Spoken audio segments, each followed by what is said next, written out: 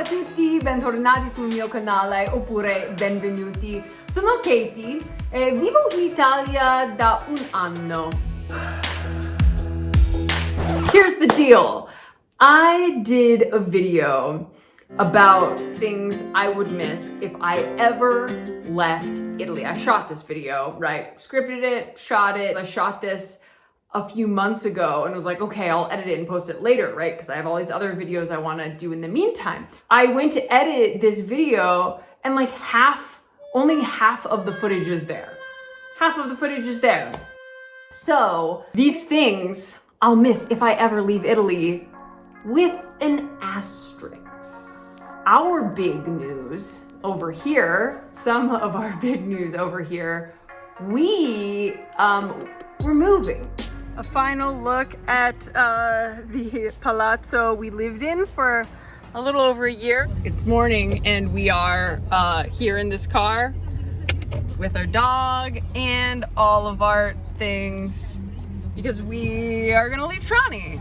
And I'm gonna interrupt myself to quickly thank the Quirky Club, now my incredible Patreon community. You're the reason I do these videos, and thank you for your support. If you wanna check out some of the perks they get, they just got my favorite recipe this time of year. They got a video, they got that recipe. They get all kinds of behind the scenes stuff. Ciao a tutti, ciao Quirky Club, spero che tutto vada bene. They get news before I post it here. So go check that out if you're at all interested. E grazie. We had to make some big decisions, mostly for career, professional things, needing to make just the best decisions for our future.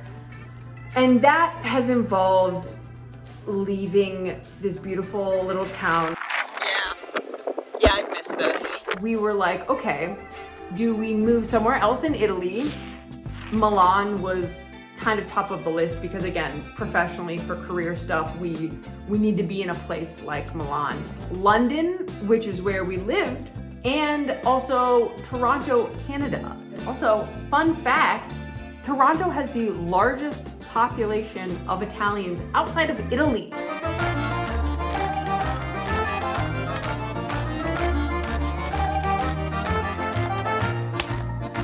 So what do you think is it gonna be? Is it gonna be Milan, London, or Toronto? Comment below, let me know what you think, and I will share with you in an upcoming video. The life that I've had in the slow southern Italian town, that will change. Here are the things I'll miss if I ever leave Italy, or when I ever leave Italy. Numero uno, pistachio cream and all those delicious chocolate hazelnut spreads.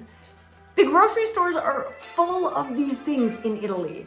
It's like the opposite of in American stores. It's like there's so many peanut butter options. In Italy, there's like, no, one teeny little jar of Skippy. But all of these chocolate hazelnut spreads, far beyond just Nutella. Nutella is my least favorite of them all. But I need to tell you about this epic pistachio spread. Yo, I wrote an entire article about how much I love pistachio cream for New York Magazine. I predict it's going to be the next Nutella for Americans because it's just downright addicting. It's like this green magic. Numero due, a plethora of gelato. Year-round, baby. Doesn't matter the season, doesn't matter the mood, it's always gelato time. And one of my favorite things is the way that seasonality is actually incorporated into gelato. So for instance, in June, it's this time of year for this magical fruit that's kind of like a fig, but it's called fiorone. It's basically like this huge fig. And it is so good. It is a candy in and of itself. And there's just a small period of time, just a couple weeks really, when it's in season. And the gelateria in my neighborhood made a fresh fiorone gelato. In Rome, if a lot of you guys go to Rome, I have two tips for you. One is this spot in Trastevere called Otaleg. Really quality gelato, quality ingredients, and really fun flavor combinations as well. The other place is called Giolitti. It's near the Pantheon, and it's a little more old school. It's got the old school vibes. Other places don't have the gelato culture that Italy does, and in many cases, the deliciousness doesn't quite touch. Numero 3. Speaking the language all the time. Even if we are moving to Milan, you know how many people speak English in Milan? Just about everyone. Posso parlare in italiano, ma non correntemente, sempre, non scorrevole necessariamente. But in a place like Milan, where when people can speak English better than I can speak Italian, I worry that my Italian would suffer. Anywhere outside of this southern Italian town. Buongiorno, vorrei un espressino freddo. Uno? Sì. Numero 4. The fruit and veg markets, the green grocers in my neighborhood, the fruttivendolo, is where I would go multiple times a week. And you guys, like, the people who worked there knew me by name. They got to know me by name. Sì, questo. Va bene. È perfetto.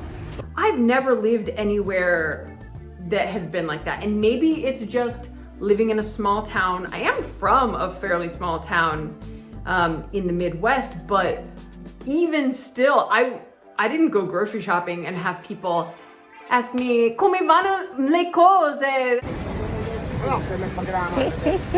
And then the more obvious reason, of course, that this is so special to me is that the fruit and veg is just delicious, right? It's seasonal, it's local.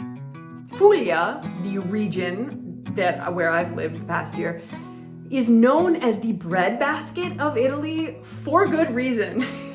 A lot of stuff for the entire country is grown in Puglia. As a resident, we get the spoils of the riches. There is a respect for food and foodways in Italy like I kind of haven't experienced anywhere else I've lived. Numero 5, the amazing community here.